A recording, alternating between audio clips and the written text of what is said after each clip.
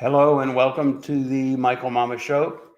I'm your host, Michael Mamas, and we're coming to you from Mount Soma, home of the Sri Someshwara Temple in the mountains of western North Carolina. And today we're going to talk about the New World Order. There's a lot to say about that. You've probably heard about it in the news, the Great Reset and all that. But today we're going to focus on what the Ancient Seers said about it, Incidentally, before we get started with that, I'm planning on doing a podcast maybe next week or maybe the week after, but sometime soon. I want to do a podcast and go deeply into the structure of Vedic knowledge, the Veda and Vedic literature. So that includes everything like the mantras, the brahmanas, the idihasas, the Aranyakas, what they actually are, in the sense of the physics of the universe, if you will.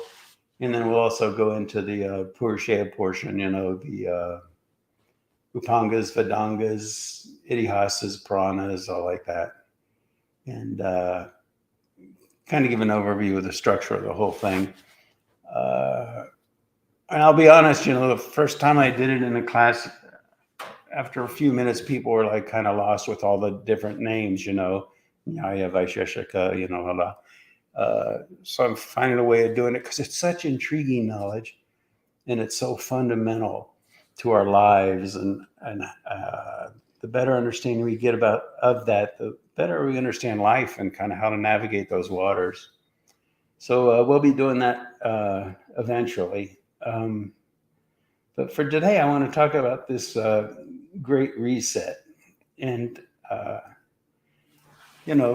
I've talked about it a little bit before about how people like George Soros and Klaus Schwab, and there are a number of like these multi-billionaires that are sort of behind the scenes trying to reorganize the world.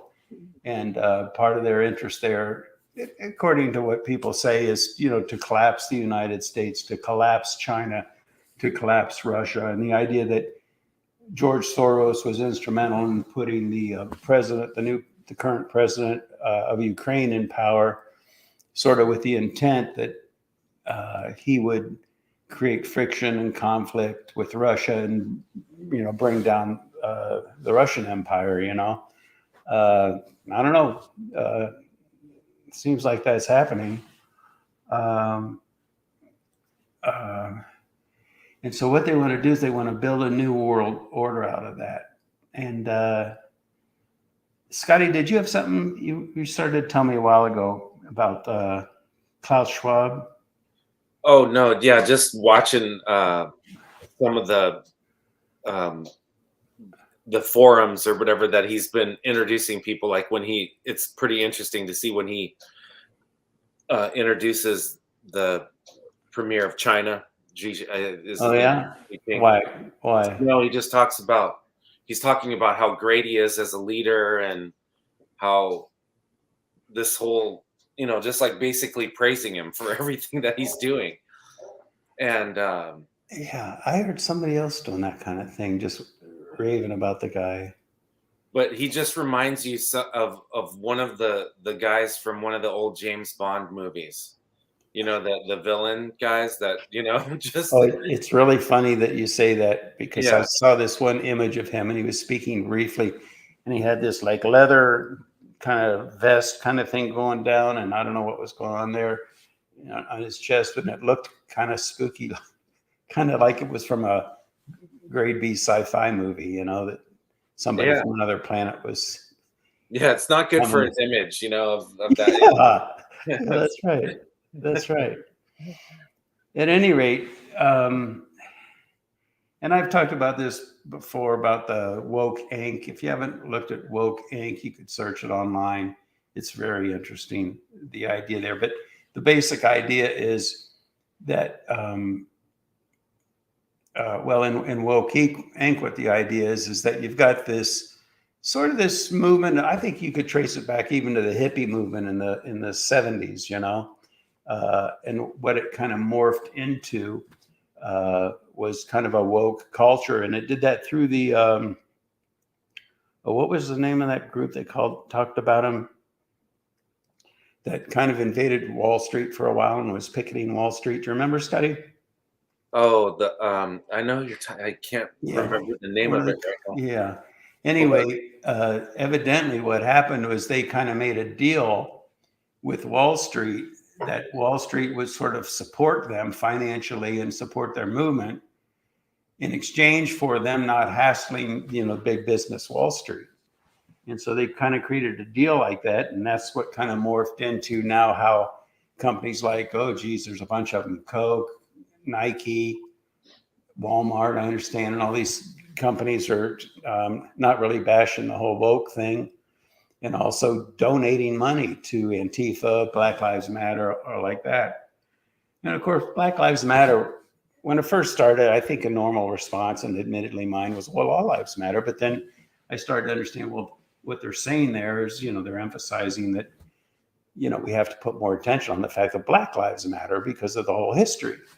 And that made sense to me. But then you find out that the leaders of Black Lives Matter were bleeding that whole organization for money. And one of the leaders who quit evidently said that was actually a front for a government takeover communist kind of movement. This guy that was a leader of the thing. So anyway, what happened? Go ahead.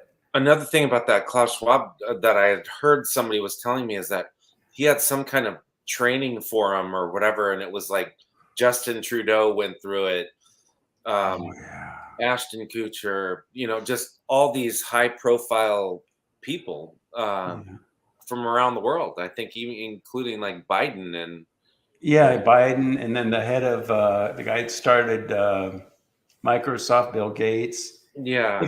I'll tell you, it's an interesting thing if you want to just search online, George Soros and what's the name? Schwab, Klaus Schwab.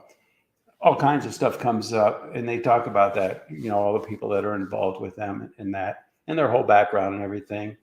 And the idea, see, it's very interesting because if you look at the organizations they started or are running, they have very kind of like idealized titles or explanations about, a better world, peace and harmony for all the people, and on like that. But if you dig deeper, it's kind of that's the way. And so to get back to Wall Street and the woke, and then what happened is that the CCP, the Communist Chinese, kind of came in and started funding things. And so that way they gained a lot of control over Wall Street and therefore woke. And why, for example, why would the Communist Chinese be pouring fentanyl into this country?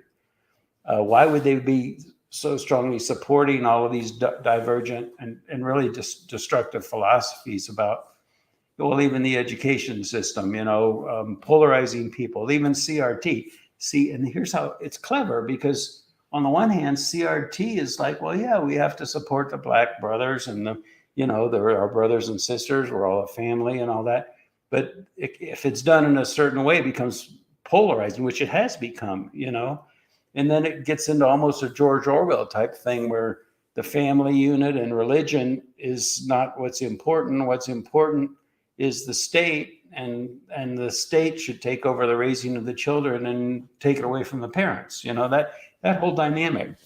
And so what's the underlying motivation for the surface motivation for that is kind of the whole woke spiel, about a better world for all these different reasons. And that it gets into the whole thing about why male transsexuals should now be allowed to compete with women in swimming things.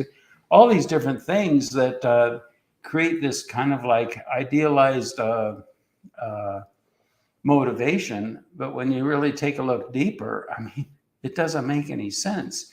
And so the hidden agenda, and this is just the way the story goes, the hidden agenda is to destroy the culture, destroy the civilization, destroy America, and with the Ukraine-Russia thing, destroy Russia, and then therefore on the ashes of all the destruction of all these major global powers, build a whole new world order. And of course, who's going to run that new world order? It's going to be the George Soroses and the people like that of the world. So they're going to gain tremendous power and incredible wealth, by doing that. But here's the thing with that, though. Yeah. Is Soros is how old now? Yeah, I keep coming back to that. It's like he's by the time all this stuff would get together, he's going to be gone. I mean, is he have an heir or something that he's going to hand it off to? And then another thing I was just thinking about is, I think they don't really think they're ever going to die. It's kind of, they have the mentality like that. And I know Jim Sinclair, who rubbed shoulders with all those guys until he finally got disgusted with it and says you don't want anything to do with them. He said that they believe, and I don't know if this is true, George Soros per se, but this upper oligarchy that kind of runs the world behind the scenes, so to speak, and uses, as they would claim, Biden is a puppet of theirs and all like that.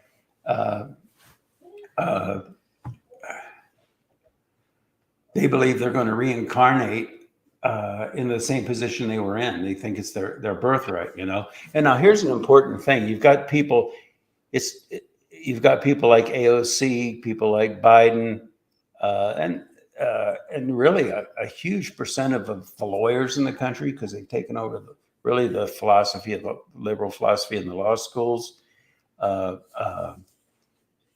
Political, so many of the congressmen and politicians, they've been taken over by these woke ideals, and they're just kind of duped, That's not the real motivation behind why these woke philosophies have been perpetrated, but that's really the underlying motivation, Open borders. I mean, it's a great example. Open borders. Oh yeah, why should there be borders? And people should be allowed to come to this country and pursue their dreams, and they're almost at least all good people and like that. And that makes sense on one level, but on another level, there's a destructive component to it, if for no other reason than the economic burden it's going to impose on this country, which is already, economists are arguing, is on the verge of collapse. Can you see any benefit to like I was thinking about Star Trek? You always think about Star Trek and like there's the Earth Federation, there's the other planet Federation. They're all these, like it seems like one government place. Can you see any way that? Yeah, well, we're gonna. That's a good question. We're gonna get to that, and without going into the details of it, like they do on Star Trek, they do have a reference to that, as you're saying, Scotty, that there's this clear implication behind the scenes narrative, really, that they've worked out an ideal government for the whole planet, and in fact, a whole federation of planets. And it's all based on people, all the ideals that are being perpetrated by the woke, for example. Is that responsive to what you're saying? Yeah. I just was wondering, is there any way you can see that, hey, this is actually wouldn't be a bad idea if we did it correctly or something, Yeah. And so now, right there, this is the transition in this podcast, Scotty. So thanks. Let's make this the transition to, what do the ancient seers say about a new world order? What's that going to look like? And even more importantly, what is the foundation of it? Because if you really look at it right now, we don't have that foundation. And what is it? It's a maturity of being. It's a maturity of thought. It's a maturity of spontaneity of right action that the ancient seers talk about, that is just not there in this world. And I mean, how do we know that? Well, let's take a look at a couple of examples. One example would be what's going on in Ukraine. I have a hard time even, it really is the most painful for me when I watch this is the children. What's happening to the children in Ukraine? I mean, these innocent little kids with their teddy bears being led by their mothers down the street to get away from the bombs. And schools being blown up, and that's, for me, that's just, I mean, I just want to say, just everybody stop. That's where it should just stop. Of course, he's not going to. It hasn't, and saying that would be a waste of time. But let's take a step back and look at how that whole Ukraine thing has been handled. And maybe it's true that George Soros put that guy in, Zelensky or whatever his name is, to because it created polarity with Russia. I mean, he wanted to become part of NATO. And as has been said, NATO, right adjacent to Russia, would be a little bit like allowing Cuba to, have nuclear weapons and all like that. It's just not acceptable to have Cuba basically be part of a organization like NATO, that if anybody messes with Cuba, Russia is obligated to come in with their bombs and declare, world war or whatever.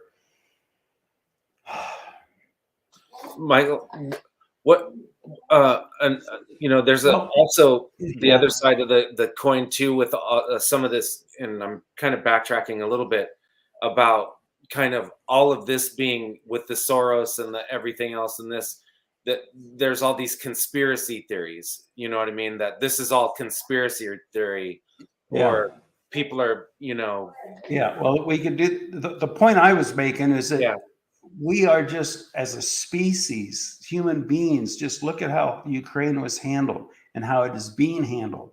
And now Biden goes over there and gives a speech that says they should kick Putin out of office. I mean, the polarization that creates, right or wrong, nevertheless, the polarization it creates.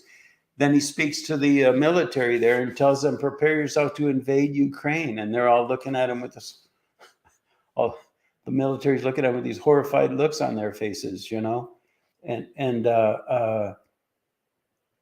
it's not being handled well. That's all I have to say. And then the border, same thing. The southern border of the United States, it's not being handled well. And it's creating conflict. Fentanyl's pouring in, cartels are pouring in, people are pouring in from all over the world that we know nothing about. And you got to know that some of them got to be terrorists and that. It's not being handled well. And so this whole movement, assuming Soros is in fact behind the divide between Ukraine and Russia, just to bring it to its demise, the people that are trying to create a new world order and speaking in lofty terms and stuff, once all that happened, the mentality of the people is such, the mentality of the leaders, the mentality of the celebrities, the mentality of the people we hold on high and elect as presidents and everything else, it's not to the point where it can maintain that kind of a new world order. And it's also the idea that if we want change, if we want to create a Star Trek, kind of idealized notion of government, it's not going to work by obliterating the whole thing. Who are you going to get for a leader if we did destroy all of this and wipe it all out, and then have the multi-billionaires or whoever is in power come and take over and control the new world order? Even if they were great people, sooner or later, Scotty, like you were saying about Soros, they're going to die, and then who's going to take over? And sooner or later, you're going to get another tyrant in there, and all of a sudden, you've got a horrific world order. So as the ancients would say, where does a ideal new world order come from? Well, it comes from the grassroots evolution of humanity as a species. Spiritual evolution is, well, see, that has context that I don't mean to mislead people with, even though, religion, it is a guideline, of course, but it can also be, of course, a source of fanaticism, as we've seen in recent history. But the idea is that it's not just a philosophy, it's a state of being. It's the nature of the species. And we are just not there yet, there's a expression, they say that we get the world leaders we deserve. And why do we deserve them? Because it's a function of the level of the mentality of the people. And even when even though our ideals, I think everybody ideals in one sense or another are laudable. I mean, probably Putin thinks that Russia would be great if it had Ukraine, it'd be a better world. And everybody has their own notions, but the mentality of the people isn't there. And therefore the mentality of the people that get into power isn't there. And so what the ancient seers would say is that the species has to evolve. And what is that about? It's not about a philosophy. It's not about a government system per se. It's about evolving the people to the point. See, if the people are evolved enough, it doesn't matter if you have democracy or a one world leader that makes all the decisions with the wisdom of Solomon.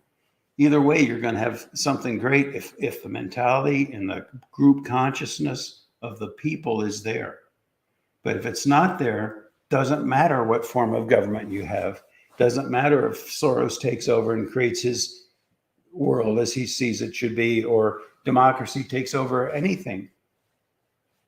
So the whole thing is all upside down and confused. We're sitting there bickering on the surface, where what has to happen is there's got to be a deeper level of growth. And that's Scotty, as you know, that's what we're all about. You know, we're trying to, according to these ancient seers, Mamuni Maya and Vishwakarma, the whole Brahma Maya thing, they have the technology to purify global consciousness so that the people not using a philosophy or a belief system. It's about healing, if you will, of the evolving of the mentality and the mode of function of human beings.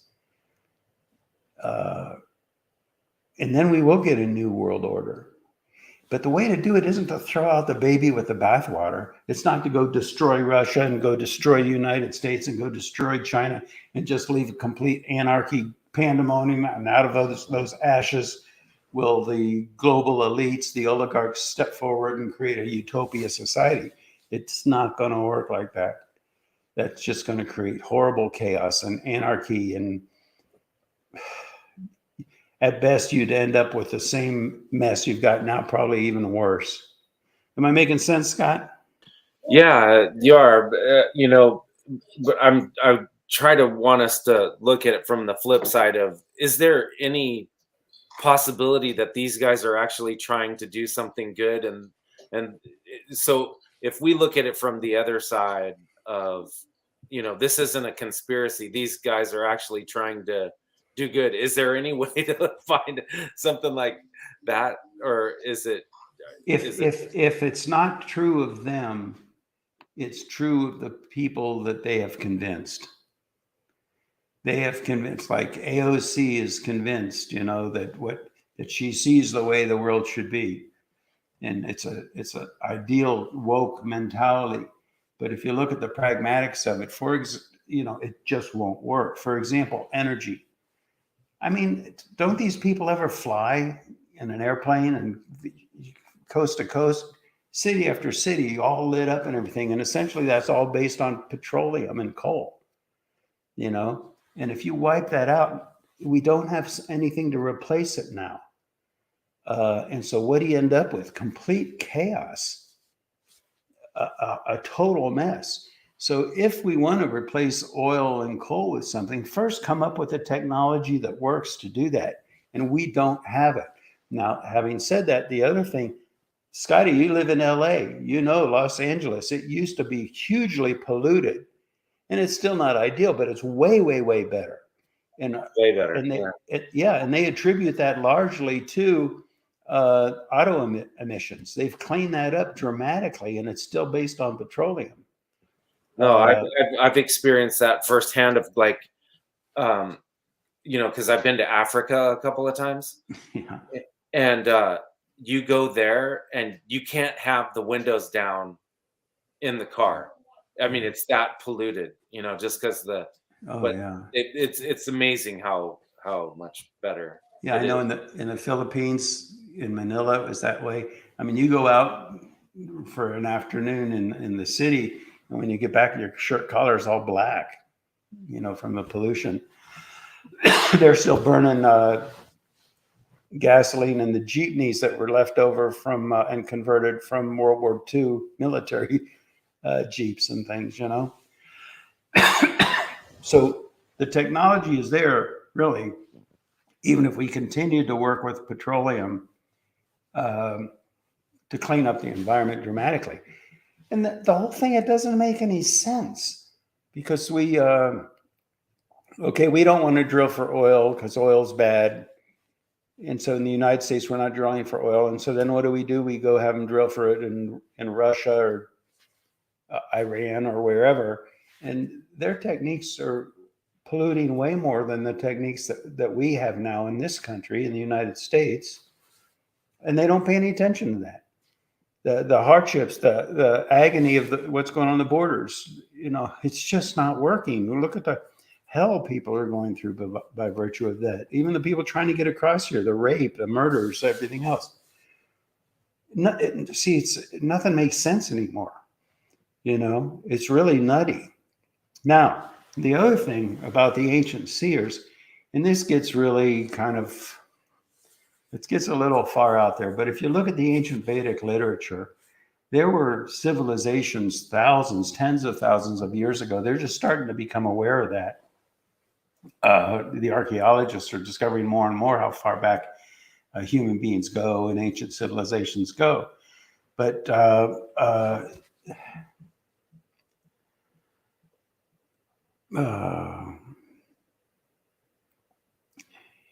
they see these ancient structures built like the pyramids or these things in South America high on top of mountains, these 20-ton boulders fit together just seamlessly. And how in the heck did they even get the rocks up there, let alone get them to fit together? And so what do they say? They say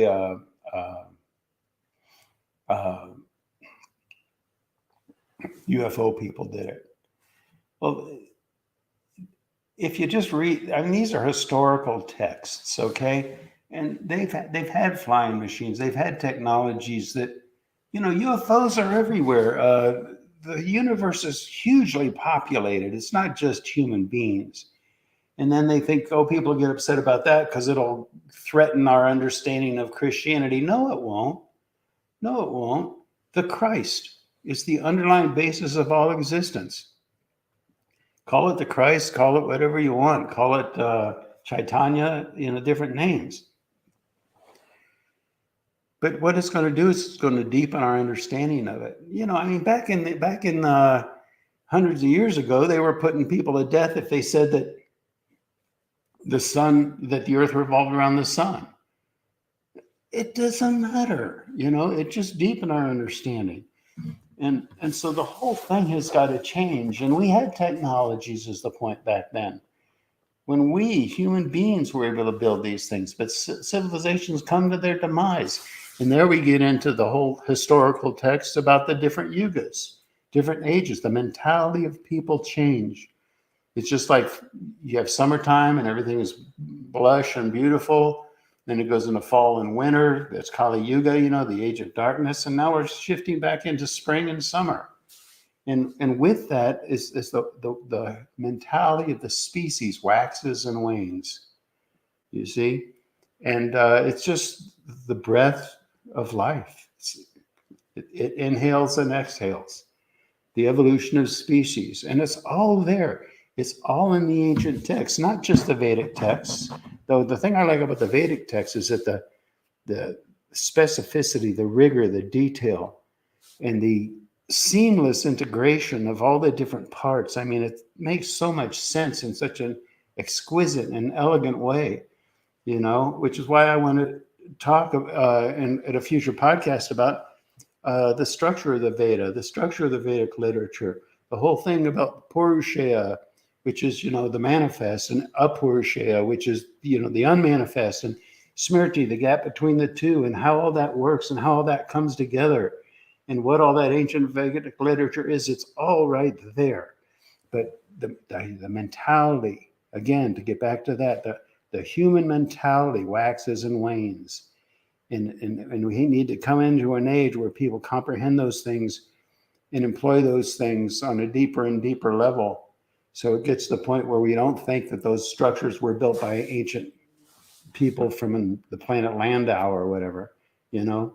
And I'm not saying that we don't interface with people from other planets and all of that. Yeah, of course, sure. No big deal, obviously. But there's so much more to it. And we so underestimate what human potential is, and we so don't understand how to create a new world order that is healthy and vibrant, and it's all based on evolution of consciousness. And that's what's happening now. It's going to happen. We're in that phase transition period where everything is turbulent. I've talked about that. It's going to sort out. But right now it's a complete mess. You know, it'll get better. It will get better. It's going to take a few years through this transition period, but it will get better. Scotty, anything else? No, I think that pretty much stirred it up. I think that says it. Yeah. You know, this thing about Judge Jackson, I just want to say real quick. It's been on the news a lot lately where some senator, the woman from Tennessee, I don't know her name, said, can you define a woman? And Judge Jackson, no, I can't. I'm not a biologist. I found that interesting because the whole woke movement doesn't think biologists are able to define what a woman is, right? Because that's why they said people should be able to change their sex or choose their sex or whatever, you know? So I wonder if she ever did become a Supreme Court justice and it went before the Supreme Court, it'd be interesting to see where she fell in that whole debate, you know? And at the same time, you mean to tell me before there were biologists and who knew about X and Y chromosomes and all that, nobody knew what a woman was or what a man was, you know? Well, it's so sad that people are so scared to say anything now too. Well, that's the thing. There's so much. Yeah, I'm sorry. There's so much craziness about it that she can't even answer the question. And, you know, is that her fault or is it just that the world is so nuts that she's not in a position where she can give a response to such a simple question, you know? Well, I thought they could have done a better. So what do you consider yourself? What are you? Yeah, I mean, I'm not a big fan of hers or anything like that, but at the same time, that question like that, she was set up in a way. Yeah, I mean, the whole way that they do that, I don't think they're not that great. They should have like a, you know, almost like a school or, you know, something that shows these guys how to ask questions, and get you know, do a better job of it because I agree with that. This agenda, you know. I agree with that. Well, you know, how do these people get in those positions anyway? They get voted in. Right. It's a popularity. And if you ask a lot of people, you know, who's vice president of the United States, they don't know. So many people who are so uninformed about what's going on in the world still cast their votes. And a lot of times it has to do with popularity. Or I remember the first time I saw AOC on the news. She didn't come across well to me. She came across, I mean, she came across stupid. I mean, that's harsh to say it that way, but I'm just trying to. But the thing is, you know what I said to myself right away? She is going to go a long way. She will be very successful. Why? Because she's cute. I apologize for even saying that, but it does speak to what you're talking about, Scotty. You know, how do we pick our political leaders, you know? And it's no fault of hers. I mean, if that's why people voted for her, that's why people voted for her. But nevertheless, it's just an obvious understanding that's the way the world works. That's the way the elections are working, and it's not good. But as the global consciousness changes, as the evolution of our species, that's what it boils down to, the evolution of the species. And that comes from purification of the awareness. And the Ancient Seers were all about that. We have the meditation techniques. We're building Mount Soma in the name of creating something that purifies the environment. And that's what's going to make the change. That kind of thing is going to make the change. And it's going to come about congruently in harmony with, consistent with these major fluctuations of when winter transitions to summer. It's not a coincidence. It's a coincidence, but it's not a coincidence. All right, Scotty, I guess that's about it, huh? Sure. Thanks, everybody, for listening, and we will talk to you again next week.